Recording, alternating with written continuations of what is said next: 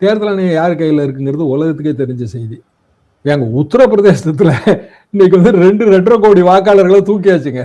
எஸ்ஐஆர்ல கோடிக்கணக்கான வாக்காளர்கள் இல்லை, நம்ம பரவாயில்ல போல தெரியுது. அப்கோர்ஸ் அது பெரிய மாநிலம். ஆனா யாரு ஓட்டு எங்க நீக்கப்பட்டிருக்கு ஒண்ணுமே புரியல. தமிழ்நாடோட பிராக்டிகல் ப்ராப்ளம் என்னன்னா, நான் ஊருக்கு போயிருந்தப்பாங்க, உங்க ஓட்டு ஒரு பூத்துல இருக்குங்க, உங்க ஹஸ்பண்ட் ஓட்டு வேற பூத்துக்கு போயிருது, உங்க பிள்ளைகள் ஓட்டு வேற பூத்துக்கு போயிருது. ஏன்னா சாஃப்ட்வேர் பிரிக்குது. ஸோ ஒரு குறிப்பிட்ட நம்பர்ல பிரிக்கும் போது இப்படி இந்த குளறுபடி வருது. இதுல ஏற்படுற பிராக்டிகல் சிக்கல் என்ன தெரியுமா? உள்ளாட்சி தேர்தலில் நீங்க வேற கவுன்சிலருக்கு ஓட்டு போடுவீங்க, உங்க குழந்தைகள் வேற கவுன்சிலருக்கு ஓட்டு போடும், இல்ல உங்க வீட்டுக்காரர் வேற கவுன்சிலருக்கு ஓட்டு போடுவார்.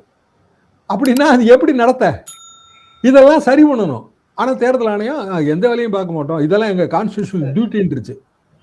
இப்ப இதெல்லாம் சரி பண்ணணுங்கிற நிலைமை வரும்போது கூட்டணி கட்சிகள் எல்லாரும் சேர்ந்தா தானே சரி பண்ண முடியும். அவங்களுக்கு தானே அந்தந்த தொகுதியில் இருக்கிற நிலவரம் தெரியும்.